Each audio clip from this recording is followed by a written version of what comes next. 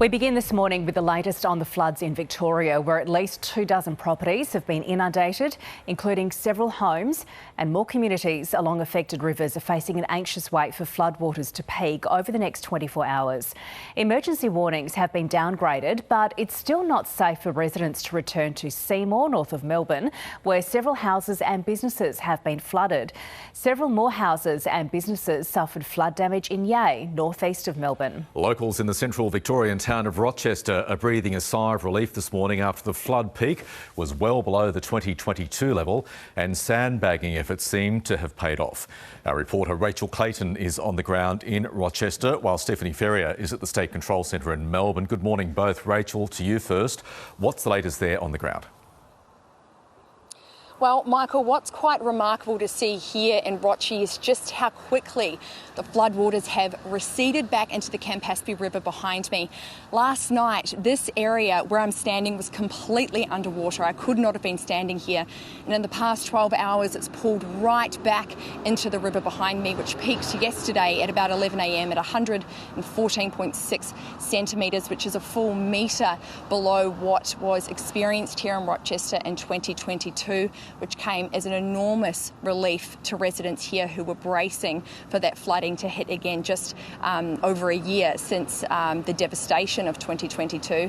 Efforts are now turning towards the north of Rochester to Echuca, where the Campaspe River is quickly flowing right now. Emergency services said last night that they were expecting the Campaspe to peak there at about 6 a.m. this morning, and were saying that they were not expecting above floor flooding for homes and businesses. They were expecting backyards and campsites to be flooded, but luckily buildings and homes were expected to stay dry. Emergency services are also turning their efforts towards the Goulburn River at Shepparton and Murchison. Murchison is expected to peak later this morning, and Shepparton overnight until tomorrow morning. But across central and northern Victoria, there is a lot of relief that flooding hasn't reached the major level in a lot of towns. So over to you, Steph. What's the rest of the state looking like this morning? Good morning, Michael. Yes, we've just had an update from the Chief of Operations with the SES, Tim Wiebusch, and he says that over the past 3 days we've seen 1,800 calls for assistance. That includes 52 flood rescues. So once again, that really strong warning not to even think about attempting to drive through floodwaters. And he says that today the focus is also going to be on the Goulburn River. This is what he had to say.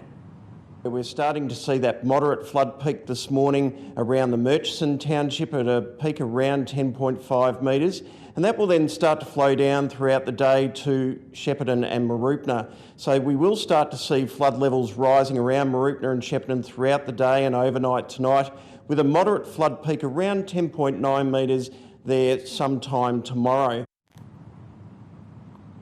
That's Tim Wiebusch from the SES there. So that watch and act remaining for the Goulburn River and Murchison.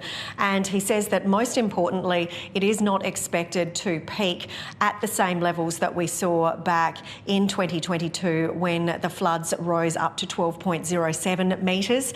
But he does say that it is still a moderate flood condition. So they're definitely watching that. Just in terms of some of the properties that have been affected, he gave a bit of a wrap up as well. So we have seen some 6 properties that have suffered from overflow flooding at Yea, as well as some 7 businesses and 11 properties through Seymour as well. And obviously they are still assessing the damage there, as what we've heard from Rachel in Rochester. OK, Steph and Rachel, thank you both.